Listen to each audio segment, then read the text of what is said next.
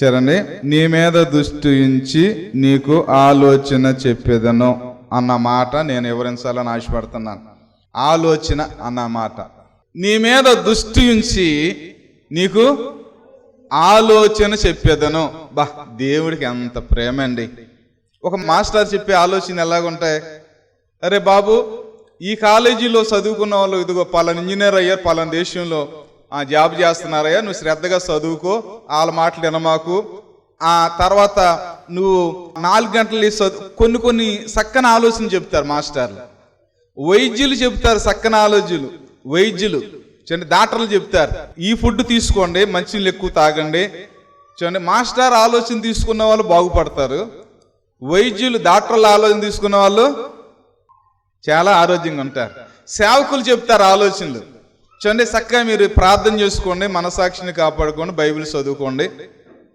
సేవకులు ఆలోచన తీసుకున్న వాళ్ళు దీవించబడతారు. చూడండి, అంతేనమ్మా.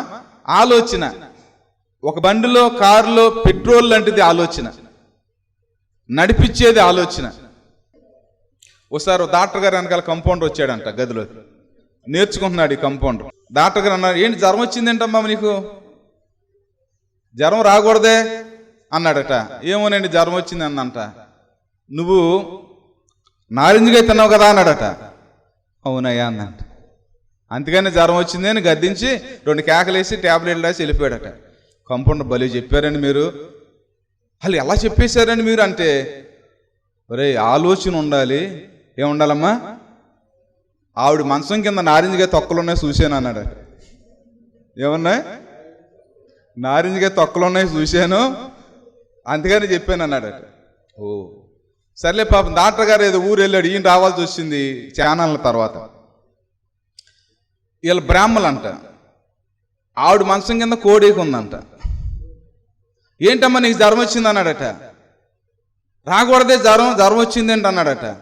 జ్వరం వచ్చింది ఏంటంటే, లేదయ్యా బాగానే చేశానంటే, నువ్వు కోడి మాంసం తిన్నావు కదా అన్నాడట. నేను కోడి మాంసం మేము తినమండి, మేము బ్రాహ్మణ్స్ అని అన్నాను. మీ కోడి మాంసం తిన్నావు నువ్వు, అందుకని నీకు జ్వరం వచ్చింది. నేను లేదండి బాబు మేము తినమండి. లేదు నువ్వు తిన్నావంటే ఆ గదిలో తలుపేసి ఎరక్కొట్టేశారంటండి. సరండి, నారింజగా తొక్కలు కాపాడితే నారింజగా తిన్నామన్నాడు. అక్కడేమైంది? బాగానే ఉంది, అది కుదిరింది. కోడి కాపాడుగానే ఏమన్నాడు ఈయన? ఎంత ఆలోచన సరండి. కాబట్టి పిల్లరా, నీ మీద దృష్టి ఉంచి నీకేం చెప్తాను? ఆలోచన చెప్తాను. పిల్లరా, ఆయన ఆలోచన కర్త ఆనంద యెషయా గ్రంథంలో. ఆశ్చర్యకరుడు, ఆలోచనకి కర్త. అబ్బా చూడండి, బైబిల్ చదివితే ఎన్ని ఆలోచనలు వస్తాయో, మంచి ఆలోచనలు వస్తాయి.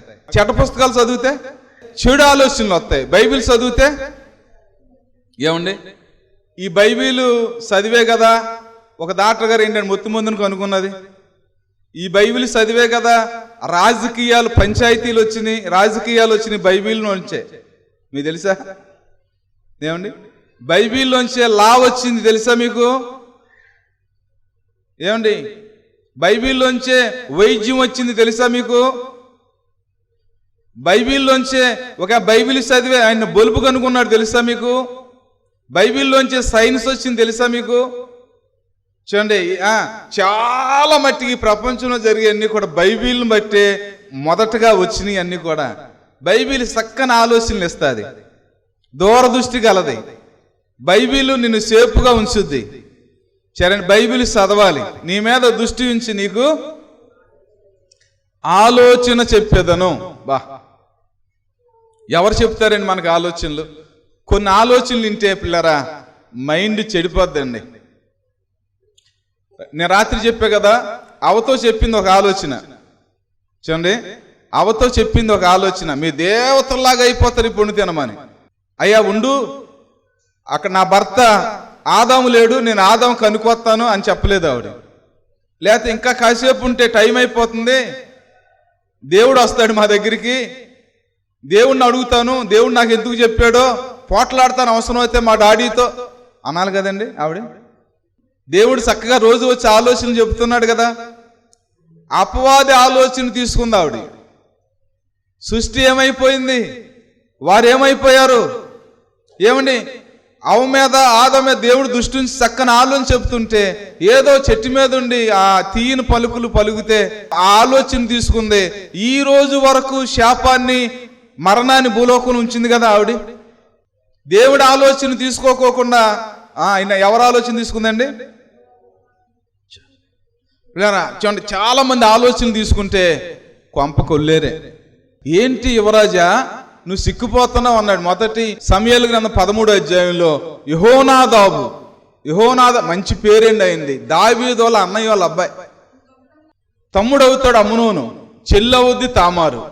చూడండి, ఏంటయ్యా నువ్వు సిక్కిపోతున్నావు అంటే, నా చెల్లి తామారుని బట్టి సిక్కిపోతున్నాను అన్నాడు ఆయన. ఓ దుర్మ, తప్పయ్యా, చెల్లయ్యా, రక్త సంబంధయ్యా, తండ్రి ఒకడయ్యా, మీ నాన్న రాజుగారయ్యా, సింహాసనం మీద తీర్పు తీర్చాలయ్యా, మనం ఇజ్రాయేలీలమయ్యా. ఏమండి ఇసుమంటి చెప్పలేదు ఆయన. చక్కని సలహా చెప్తాను ఈయన అన్నాడు. ఒక ఆలోచన చెప్తాను ఈయన అన్నాడు. నువ్వు రోగైనట్టుగా పడుకో, మీ నాన్నగారు వస్తారు చూస్తాను, రాజుగారు దావీదు మహారాజు. అయ్యో బాగోలేదు నా పెద్ద కుమారుడికి అమ్నోనికి అని వస్తాడు. నువ్వు వణుకు, నేను చూస్తున్నప్పుడు నా చెల్లి తామారు వచ్చి చక్క రొట్టెలు చేసి నాకు కాల్చి వేడివేడిగా కాల్చి నాకు భోజనం పెట్టాలని ఆయన అడుగు, ఆయన పంపిస్తాడు. అప్పుడు నువ్వు తలిపేసి నీ ఆశని తీర్చుకో అని ఆలోచన చెప్పాడు. ఆ కుటుంబాన్ని ఎలా మొక్కలు చేసింది చూడండి ఆ ఆలోచన. ఇజ్రాయేలీలు వినగూడని విషయాలు ఆ ఇంట్లో జరిగినాయి చూడండి ఆ ఆలోచన. ఎలాంటి ఆలోచనలు ఇస్తున్నారు మనుషులు, ఎలాంటి ఆలోచనలు తీసుకుంటున్నారు మనుషులు. ఎవరు చెప్తున్నారు నీకు ఆలోచన కరెక్టేనా? అందుకనే మొదటి కీర్తనలో ఏముందంటే, దుష్టుల ఆలోచన చప్పున నడువక. యెహోనాదాబు ఇచ్చిన ఆలోచన చూడండి, ఆవిడ శీలం పోయింది కదా, యవనస్తురాలు కదా, ఆవిడ జీవితం అలాగ అయిపోయింది కదా. వాళ్ళ అన్నయ్య అబషాలోం చేర్చుకుని 2 సంవత్సరాలు పగబెట్టుకుని అమ్నోను నరికిచ్చేస్తాడు కదా, నరహత్య జరిగింది కదా. ఆ ఆలోచన ఎంతవరకు దారి తీసిందండి. ఆలోచన కర్తలు అనేకులుండుట ఆశీర్వాదం అని సామెతల గ్రంథంలో ఉంది. సరే, ఆ దేశానికి ఆ పట్టణానికి క్షేమం అని ఉంది బైబిల్లో. మంచి ఆలోచనలండి, మంచి ఆలోచన. మీకు తెలుసా బైబిల్లో న్యాయాధిపతులకి ఆలోచన ఇచ్చాడు దేవుడు, రాజులకి ఆలోచన ఇచ్చాడు దేవుడు. చూడండి మీకు 2కే చెప్తాను. ఇప్పుడు గిజ్జోన్ ఉన్నాడు చూడండి, న్యాయాధిపతుల్లో 7వ అధ్యాయంలో గిజ్జోన్ ఉన్నాడు. 32,000 మంది చూడండి వారి సైన్యం, మిద్యానీయులు వచ్చి పరిపాలన చేస్తూ ఉన్నారు. మీరు ఎవరైతే బలాజ్యంగా మనోధైర్యంగా ఉంటారో వారేమనండి అంటే 10,000 మంది ఉన్నారు, 22,000 మంది వెళ్ళిపోయారు. సర్లే, దేవుడు ఒక ఆలోచన చెప్పాడు, ఈ 10,000 మందిని మంచిని తాగుతానికి మోకరించమన్నాడు. చూడండి, కొంతమంది కత్తి డాలు అక్కడ పెట్టి ఆ మంచినీళ్ళ తాగారు, కొంతమంది కత్తి డాలు పట్టుకుని మోకరించి కుక్కలాగా గతికారు. 300 మంది, ఆ 300 మందిని తీసుకో అన్నాడు దేవుడు. చేరండి, అవును 300 మందిని తీసుకున్నారు, వెళ్ళిపోయారు కతిమాలు. 32,000 మందికి 300 మంది. దేవుడు ఒక ఆలోచన చెప్పాడు, అబ్బాయి మట్టి కుండలు పట్టుకోండి, డ్యూటీ వెలిగించండి, బోర పట్టుకోండి, అబ్బా 3 గుంపులుగా అవ్వండి, చూడండి ఆ దండిపేటలోకి వెళ్ళండి, నేను చెప్పినప్పుడు కుండలు పగల కొట్టండి. అంతే, జయం వచ్చింది కదా అక్కడ. చక్కని ఆలోచనలు దేవుడు ఇస్తాడు. ఒక రాజుతో చెప్పాడు, అబ్బాయి కొంతమంది ఆ లోయలో పెట్టు, కొంతమంది తరుముతాకి వెళ్ళండి. దేవుడు ఎంత బైబిల్ చదివితే చక్కని ఆలోచనలు చెప్తాడు దేవుడు. జయం వచ్చే ఆలోచనలు, మేలు జరిగే ఆలోచనలు. చూడండి, తర్వాత యెహోషువతో చెప్పాడు దేవుడు, నువ్వు ధైర్యంగా ఉండు, ప్రార్థన చేస్తాడు, ధైర్యంగా ఉన్నాను. ఆళ్ళే పొడుచుకు చచ్చిపోయి, ఆళ్ళే దేవుడు మొత్తితే చనిపోతే 3 రోజులు ఒలుసుకున్నారంట వాళ్ళు, చైన్లు బంగారం అంతా. చేరండి, 3 రాజులు ఉంటే మీరు గుంటలు తవ్వించండి. చూడండి, అక్కడ వాటర్ వచ్చినప్పుడు ఉదయకాల సమయంలోనే చూడండి ఆ సూర్యరశ్మి రక్తంగా కాపాడిందంట. చూడండి ఎంత మంచి ఆలోచనలు దేవుడు ఇస్తాడండి. రాజులకి ఆలోచనలు ఇచ్చిన దేవుడు. దేవుడు ఆలోచన తీసుకున్న వాళ్ళు జయం పొందారు, దీవించబడ్డారు. సరేండి. ఎవరో చెప్పారండి, మా పిన్నోళ్ళు చెప్పారండి, వాళ్ళు మా స్నేహితుడు చెప్పాడండి, లేకపోతే వీళ్ళు చెప్పారండి, నువ్వు చెయ్యి మాకు ఇను, వారిది కూడా త్రోసే మాకు, వారు బాధపడతారు, నువ్వు మోకరించు, ప్రార్థన చేయి. చక్కని ఆలోచన చెప్పుద్ది బైబిల్ నీకు. బైబిల్ మంచి ఆలోచన కర్త అయిన ఆశ్చర్యకరుడు, ఆలోచన కర్త. మంచి మంచి ఆలోచనలు దేవుడు ఇస్తాడు. దేవుడిచ్చిన ఆలోచన ఆ కీర్తన యెహోవా ఆలోచన అది నిత్యము ఉండుననుంది. సరేండి. కాబట్టి ఇప్పుడు నీ మీద దృష్టి ఉంచి నీకు ఆలోచన చెప్పేదను. దేవుడు చెప్పే ఆలోచన ఎలాగుంటుంది? నీకు ఆశీర్వాదకరంగా, నీకు మేలుకరంగా, నిన్ను పరలోకం తీసుకెళ్తానికి ఆశీర్వాదకరంగా ఉంటుందండి. నీకు ఇలువ వచ్చే, నీకు ఘనత వచ్చే. ఏమండి, ఒక ఇద్దరు స్నేహితులు ఉన్నారట. ఇద్దరు సాఫ్ట్వేరే, వాళ్ళ భార్యలు కూడా సాఫ్ట్వేరే. ఆ అమ్మాయి స్నేహితురాలు, ఈ అబ్బాయి స్నేహితులు. నలుగురు స్నేహితులే. నలుగురు భోజనానికి వెళ్తారు. వాళ్ళ ఇంటికి వెళ్ళాలన్నా నలుగురు వెళ్తారు, వీళ్ళ ఇంటికి వెళ్ళాలన్నా నలుగురు వెళ్తారు. నలుగురు కలిసి ఉంటారు. ఎంత స్నేహితులు. ఒకరోజు అనుకున్నారట, నా భార్యతో నా భర్తతో ఉంటాం, బోరు కొడుతుంది, మార్చుకుందాం, భార్యని ఎక్స్చేంజ్ చేసుకుందాం అనుకున్నారు. నిజంగా జరిగిన సందర్భం ఇది. మొన్న మధ్యన ఎక్స్చేంజ్ చేసుకుందాం, బోరు కొడుతుంది, అత్తమాన అదేంటి, మార్చుకున్నారట. మార్చుకునేటప్పుడు ఒక జంట కలిసిపోయి మేము పెళ్లి చేసుకుంటాం అన్నారంట. నా భార్య నువ్వు చేసుకుంటావేంటి అని పోలీస్ స్టేషన్కి వెళ్ళాడు. పోలీస్ స్టేషన్కి వెళ్తే వాళ్ళ బంధువులు వచ్చారు. అమ్మో, ఇంత దారుణమా? అది ఎవరిచ్చారో వారికి ఆలోచన, అది దృష్టిని ఆలోచన కదా అది. నీ కౌగిల్లో నీ భార్య, దేవుడిచ్చిన భార్య, నీ జీవిత కాలం అంతా కూడా నీకు బద్ధురాయిలా ఉంది కదా, నువ్వు ఆవిడకు బద్ధుడై ఉన్నావు కదా. బైబిల్ ఏం చెప్తుంది? బైబిల్ తీసేయండి. ఏమండి, అసలు మానవ జాతి విధానం ఏంటి చూడండి. దైవత్వం లేదు, మానవత్వం కూడా లేదా. ఎలాంటి ఆలోచనలు తెలిపోతుంది ప్రపంచం, ఎలా నడుస్తుంది ప్రపంచం అండి, ఎలా నడుస్తుంది ప్రపంచం మీరు ఆలోచించారా? దుష్టుని ఆలోచన చొప్పున నడువుక. ఎంత భయంకరమైన ఆత్మలండి, ఎంత భయంకరమైన దుష్టాత్మలండి. ఈ ఫోనుల్లోకి వెళ్ళి ఇంటర్నెట్లు చూసి మురికైపోయి మృగవాంచులు అండి. ఏమండి, మనుషులం కదా మనం? ఏమండి, మనసాక్షి లేదా? దేవుడు ఆలోచన తీసుకోవా? ఏమండి, ఇరిగిన నువ్వు ఎంత ప్రార్థన చేయాలి? ఏమండి, నువ్వు ఎవరు ఆలోచన తీసుకున్నావు? సరేండి. కాబట్టి పిల్లరా, యెహోనాదాబు ఆ అమ్నోనికి ఇచ్చిన ఆలోచన, అసలు ఆ కుటుంబం ఎలా దౌర్భాగ్యం అయిపోయిందండి. దావీదు ఎలాగూ ఎంత ఏడ్చాడండి పిల్లరా. కొన్ని కుటుంబాల్లో ఎవరు ఆలోచన తీసుకుని పిల్లరా ఎంత పతనానికి వెళ్ళిపోతున్నాయండి. అప్పుడే రాజు అయ్యాడు రెహబాము, సొలొమోను గారి అబ్బాయి, దావీదు మనవడు. ఇజ్రాయేల్ ప్రజలు వచ్చారు, యువరాజా చెప్పండి అయ్యా. అప్పుడే సింహాసనం వచ్చాడు యవనస్తుడు.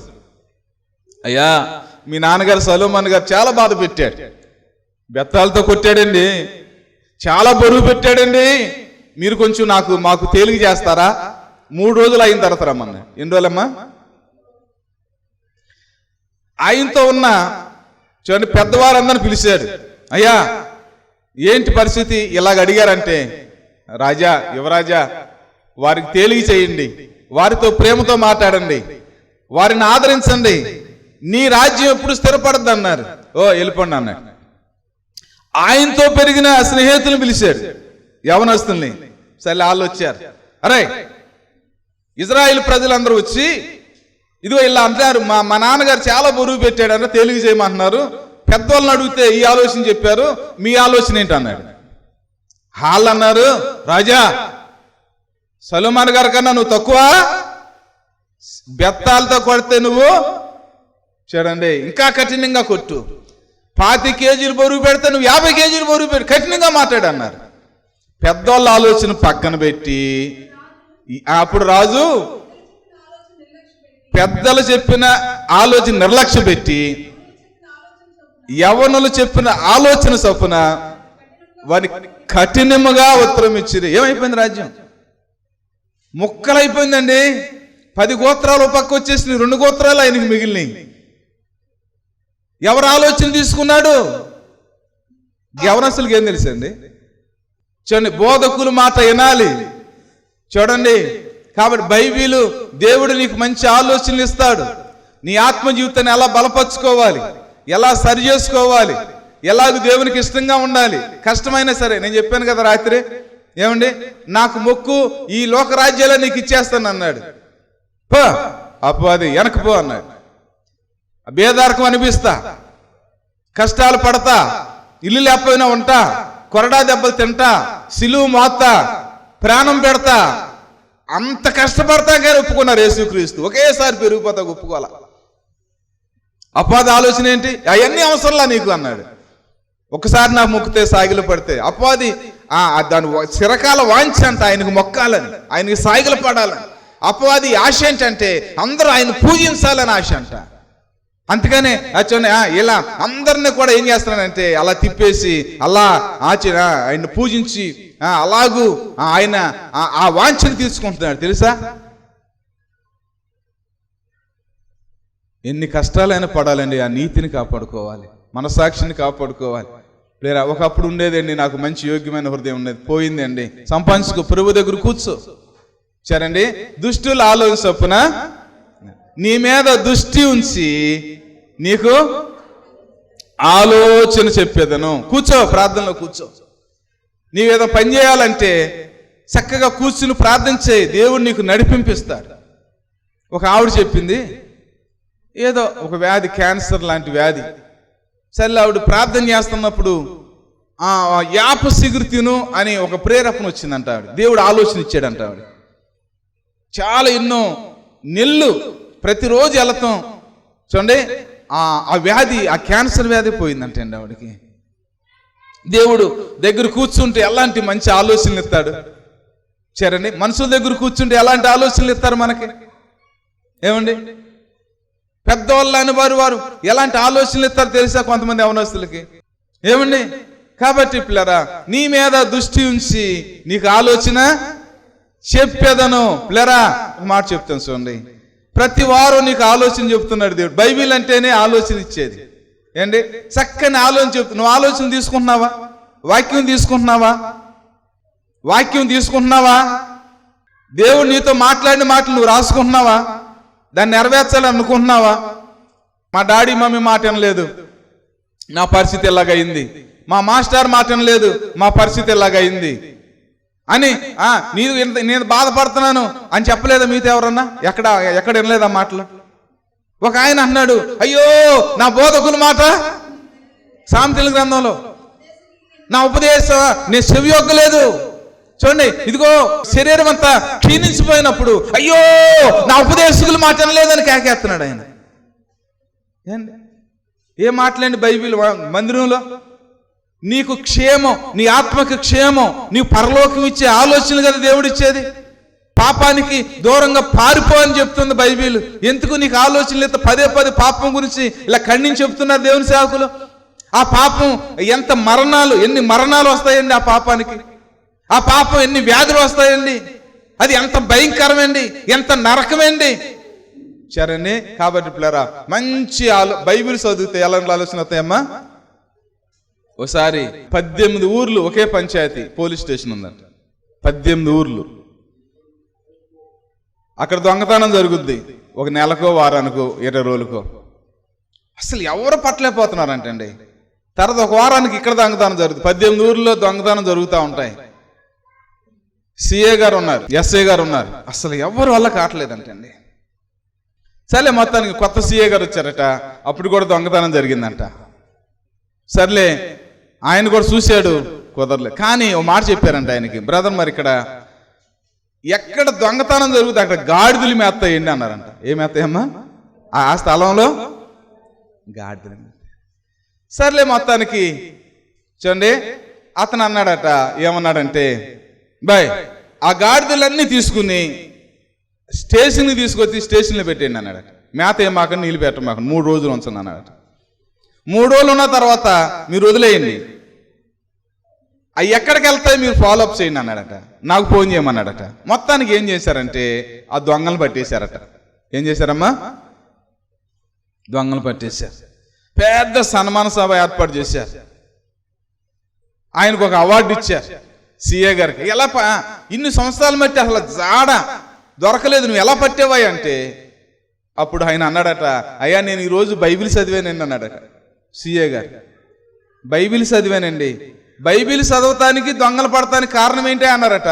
అయ్యా యెషయా గ్రంథం 1వ అధ్యాయం చదివానండి ఈరోజు పొద్దున్న. నేను ఆకాశమా ఆలకి భూమి, నేను పిల్లల్ని పెంచి పెద్దవారిని చేసిన వాడు నా మీద, ఎద్దు తన కామందును గాడిది తన సొంత వారిని దొడ్డి తెలుసుకున్నాను. ఆ వాక్యం చదివానండి. చూడండి, ఈ గాడిదలు మేస్తున్నాయంటే నాకు ఈ ఆలోచన బైబిల్లోంచి వచ్చిందండి, అందుకని అలా చేసానండి, దొంగలు పట్టానని అన్నాడట. ఎవరిచ్చారమ్మా ఆలోచన సీఏ గారికి? ఎవరిచ్చారమ్మా? ఒక ఆయనకి పాపం ఎంపలండి విశాఖపట్నంలో ఫోన్ వచ్చిందంట ఆయనకి. మీరు ఒంటరిగా ఉన్నారా, సహవాసం కావాలా, సహవాసం చేస్తారా మీరు, మీకు ఏమైనా స్నేహితులు కావాలంటే ఈయన మెసేజ్ పెట్టాడట. నేను అవును ఒంటరిగా ఉన్నాను, స్నేహితులు కావాలని. ఒక లేడీ మాట్లాడిందంటే అండి. లేడీ మాట్లాడితే కొంచెం అట్ట పెరిగి నిదానంగా స్లోగా దించిందంట అగాధంలోకి. సరేండి, ఎప్పుడు చూడలేదు కానీ ఆ మాటల్లో దించేసి కొన్ని అసభ్యమైన ఫోటోలు తీసి చూడండి పెడతాం అలా మార్చుకుంటే వాళ్ళ వల్ల ఆ ఫోటోలన్నీ పోగు చేసి ఒక రోజున చక్కగా పెట్టి, అయ్యా చిన్నోడా ఇదిగో నువ్వు ఈ ఫోటోలు అన్ని పెట్టావు, నేను స్టేషన్కి అప్పగిస్తాను, లేదా పలానా వాళ్ళకి చెప్తాను, అలా కాకూడదండి 15,000 రూపాయలు ఇయ్యి అన్నాడు. ఇయ్యి అని చెప్పిందంట. ఎంతమ్మా? ఏం చేయలేక బ్లాక్మెయిల్ చేస్తుంది ఆవిడ. చూడండి, ఏం చేయలేక ఏం చెందలేక ప్లేరా దరిదాపు డబ్బులు ఇస్తా ఉన్నాడట. దరిదాపు 24 లక్షలు వదిలిచ్చిందంట అండి ఆవిడ. 2 లక్షలు ఒక్క మెసేజ్ పెడితే, నీ స్నేహితులు కావాలా ఒంటరిగా ఉన్నావని ఒక్క మెసేజ్ ఫోన్లో పెడితే ఈయన బుక్ అయిపోయి 24 లక్షలు తుప్పు వదిలిచ్చిందంట. ఏ స్నేహితులు కావాలి? కొమ్ముంచే స్నేహితులు కావాలా? మంచి స్నేహితుడు. ఏ స్నేహితుడమైనా మంచి స్నేహితుడు. పిల్లరా చూడండి, నేను వాక్యాన్ని ముగిస్తున్నాను. నీ మీద దృష్టి ఉంచి నీకు ఆలోచన చెప్తాను. దేవుడిచ్చే ఆలోచన స్థిరం. చూడండి, నువ్వు ఆలోచనకి ఎక్కడికి వెళ్ళమాకు. చూడండి, ఆలోచనకి ఎక్కడికి వెళ్ళమాకు. దేవుని సన్నిధికి రా, కూర్చో, లేకపోతే నీ ఇంట్లోకి వెళ్ళి ఏకాంతానికి వెళ్ళి ప్రార్థన చేయి. బైబిల్ చదువు, మంచి ఆలోచనలు వస్తాయి. బైబిల్ చదువు, చక్కని ఆత్మీయ జీవితం ఆలోచన. పిల్లల్ని ఎలా పెంచుకోవాలో బైబిల్లో ఉందండి. ఏమండి, నీ పరలోకం ఎలాగెళ్ళాలో బైబిల్లో ఉందండి. నువ్వు ఎలాగ అభివృద్ధి పొందాలో బైబిల్లో ఉందండి. నువ్వు ఎలా సంతోషంగా ఉండాలో బైబిల్లో ఉందండి. సరేండి, కాదు బైబిల్ ఆలోచన తీసుకో. దేవుడు కుటుంబాలు ఎలా కట్టాలో బైబిల్లో ఉంది. సరేండి, కాబట్టి నీ మీద దృష్టి, నీకు ఉపదేశం చేసేదను, నువ్వు నడవాల్సిన మార్గం నీకు బోధించేదను, నీ మీద దృష్టి ఉంచి నీకు ఆలోచనలు చెప్పేది. ఎవరో చెప్పారండి ఇలా వెళ్ళేనండి నష్టపోయాను అనమాకు. కూర్చో దేవుని సన్నిధిలో. సరేండి, చక్కగా నీకన్నా ఆత్మలో బలహీనంగా ఉన్న వాళ్ళ ఆలోచన తీసుకోమాకు. నువ్వు మేలు పొందాలి, నువ్వు బలపడాలి, నువ్వు దీవించబడాలి. దేవుడి ఆలోచనలు తీసుకో.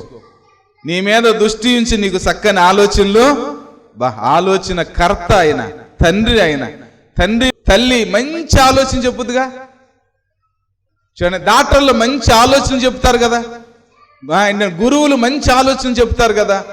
లేదా అలాగే మనం కూడా మంచి ఆలోచనలు మనం నేర్చుకుని మన జీవితాన్ని చక్కగా క్రమబద్ధంగా చిన్నాడు వాక్యంలో చెప్పారు, మీ హృదయంలో జీవదారులు బయలుదేరాలి. కాబట్టి మీ హృదయాన్ని అన్నిటికన్నా నీ హృదయాన్ని భద్రంగా కాపాడుకో. చూడండి, అలాంటి నీ మీద దృష్టించి నీకు ఆలోచన, ఆయన ఆలోచన తీసుకో. ప్రతి వారం ఆయన ఆలోచన తీసుకో. చూడండి, ఆయన ఆలోచన తీసుకో, నువ్వు చాలా దీవించబడతావు. చిన్న ప్రార్థన చేసుకుందాం పిల్లారా. మీరు వాక్యం విన్నారు కదండి. ఈ వాక్యం మీలో ఫలించలాగున, ఈ వాక్యం మిమ్మల్ని నడిపించలాగున నేను ప్రార్థన చేస్తాను. ఆ తర్వాత మీకు ఎవరికైనా అనారోగ్యంగా ఉంటే మీ చేతులు ఎక్కడ అనారోగ్యం ఉంటే అక్కడ పెట్టుకోండి, లేదా తల మీదైనా పెట్టుకోండి. మీరు విశ్వాసం ఉంచండి ఈ ప్రార్థన మీద. నేను విశ్వాసంతో ప్రార్థన చేస్తాను. మీ విశ్వాసం మా విశ్వాసం గొప్ప కార్యాలని దేవుడు స్వస్థత కార్యాలను దేవుడు నడిపిస్తాడు. చిన్న ప్రార్థన. పరిశుద్ధైన మా తండ్రి, ప్రేమగల ప్రభువా, దయగలిగిన మా తండ్రి, మీకు వందనాలు, స్తుతులు, స్తోత్రాలు అయ్యా. ఈ మాటలన్నీ కూడా వారి హృదయాల మీద పనిచేయటానికి, వారిని నడిపించడానికి, వారిని విమోచించడానికి సహాయం చేయడాడి మీకు వందనాలు నాయన. ఎవరైతే చేయి పెట్టుకున్నారో వారు మీ చేయి పెట్టి నాయన, మీరు పొందిన దెబ్బల చేత మా స్వస్థత కలుగుతుంది నాయన. నీ వస్త్రపు చెంగులో స్వస్తున్నది, మీ నోటు ఉమ్ములో స్వస్తుంది, మీ నోటు వాక్కులో స్వస్తుంది యేసయ్యా. ఎవరైతే అనారోగ్యంగా ఉన్నారు మీరు మీ యేసు నామములు ఇప్పుడే స్వస్థపరిచిన ఆయన. అయ్యా మా దగ్గర ఇండి బంగారం లేవు కానీ మాకు కలిగిందే నీకు ఇచ్చిస్తున్నావు నజరేయుడైన యేసు నామంలో నాయన. వారు పేతురు ఆహాన్ని ప్రార్థించినప్పుడు ఎలాగో పుట్టుకుంటూ వాళ్ళు వేసాడు ప్రభా. మీ నామంలో శక్తి ఉందయ్యా, మీ నామంలో శక్తి ఉందయ్యా, మీ నామంలో విడుదల ఉందా, మీ నామంలో స్వస్థత ఉందయ్యా నాయన. ఇగో నాయన బిడ్డలను స్వస్థపరిచి ఆరోగ్యం చేత నింపండి, గొప్ప రక్షణ బిడ్డలకు దయచేయమని, ఈ కుటుంబంలో శాంతి సమాధానాలు దయచేయమని మా జీవత్పతి యేసే పాదం దగ్గర సాగిలపడి అతి వినయంతో అడిగి వేడుకుంటున్నాము తండ్రి. ఆమేన్, ఆమేన్, ఆమేన్. మంచిదండి పిల్లరా. మీ ఇంకా ప్రార్థన అవసరం కావాలంటే మా ఫోన్ నెంబర్లకి మీరు ఫోన్ చేయండి, మేము అందుబాటులో ఉంటాం. మంచిదండి. మా అడ్రస్ LAF బెతెస్దా ప్రార్థనా మందిరం, స్విమ్మింగ్ పూల్ రోడ్, సర్కర్ తోట, మచిలీపట్నం, ఆంధ్రప్రదేశ్, కృష్ణా డిస్ట్రిక్ట్.